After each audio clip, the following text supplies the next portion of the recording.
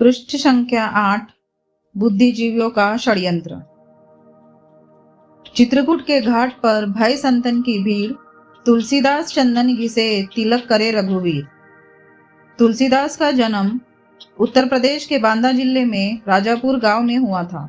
जन्म का वर्ष 1497 या 1532 ईस्वी के आसपास थी, क्योंकि भारतीय इतिहासकारों के अंदर पक्के दौर से किसी एक समय पर सहमति नहीं बनती है और तुलसीदास की मृत्यु 1623 ईस्वी में 80 घाट, वाराणसी, उत्तर प्रदेश में हुई थी। क्या तुलसीदास के समय यानी 15वीं-16वीं शताब्दी यानी मुगल शासक बाबर के समय में प्रभु रामचंद्र जी तुलसीदास से चंदन का तिलक लगाने चित्रकूट आया करते थे? इस विषय पर आज के कुछ ब्राह्मणवादियों का कहना है कि तुलसीदास को रात के समय सपना में भगवान रामचंद्र तिलक लगवाने आते थे। भाई, लोगों को मूर्ख बनाने की अति मत करो।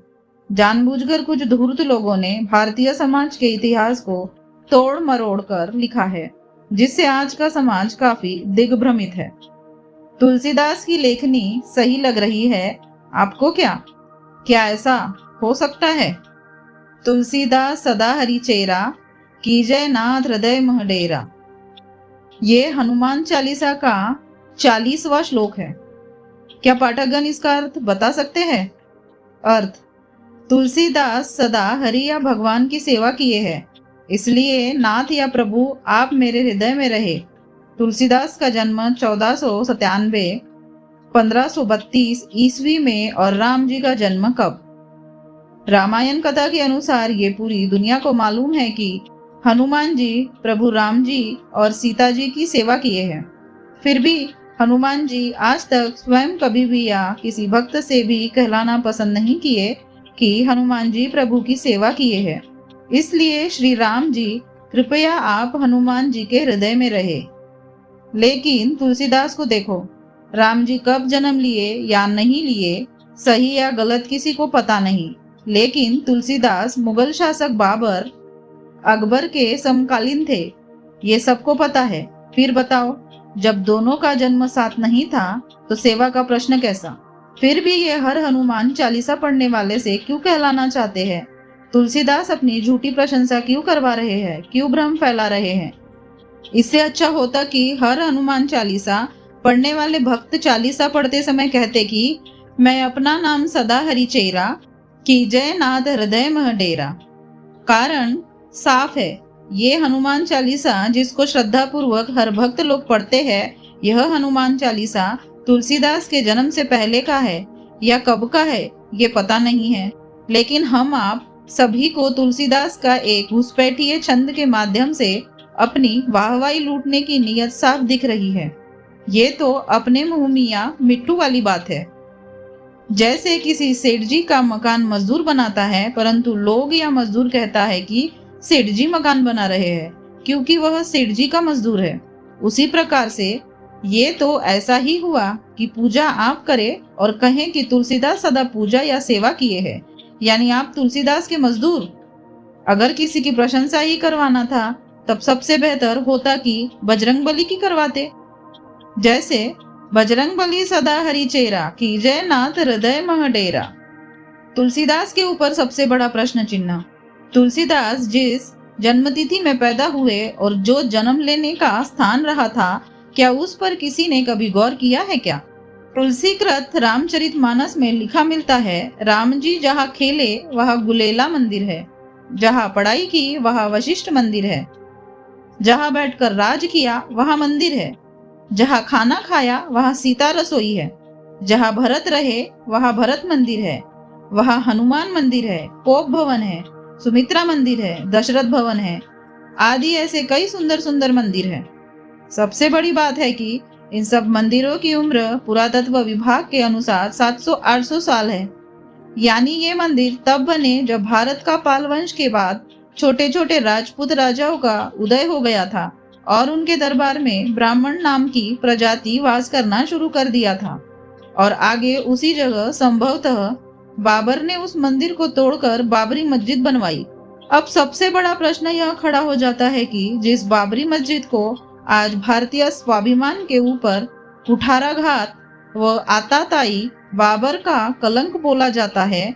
और फिर जब मुगल शासक बाबर श्री राम जी के मंदिर को तोड़कर उस जगह पर बाबरी मस्जिद बना रहा था, तब क्या उस समय तुलसीदास को मालूम नहीं था, या किसी लोभ में आकर बाबर से मिल गए थे, या मालूम होते हुए भी बाबर से डर गए?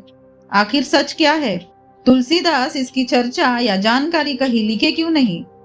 अब तो तुलसीदास पर भी संदेह पक्का होने लगा है कि उन्होंने मुगल शासक से मिलकर यह काम किया, क्योंकि तुलसीदास का यौवन काल उसी समय के आसपास का है।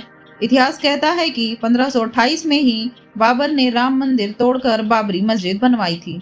तुलसीदास ने तो देखा या सुना जरूर होगा उस बात को। बाबर श्री राम जी के जन्मस्थल को तोड़ रहा था और तुलसी लिख रहे थे कि मांग के खाइबो मस्जिद में सोइबो। और फिर उन्होंने रामचरितमानस और अन्य ग्रंथ भी लिख डाला।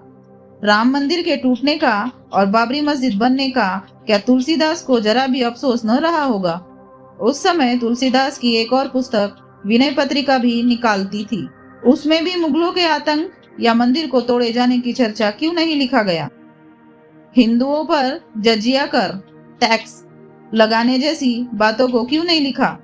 मुगलों के आतंक की भयावहता को देखकर 1469 ईस्वी में जन्मे सदगुरु नानक देव जी के शिष्यों ने मुगलों को लड़ने के लिए अपनी सरदार सेना का निर्माण किया और उस सेना के द्वारा काफी लंबी लड़ाई मुगलों के विरुद्ध लड़ी गई। फिर भी तुलसीदास ने इन बातों को अपनी विनय पत्रिका या अन्य जगह पर क्यों नहीं लिखा? संत गुरु नानक देव जी ने ब्राह्मणों के पाखंड और ब्राह्मणों द्वारा मुगलों के चमचागिरी से अजीज आकर एकेश्वरवादी धर्म की स्थापना की।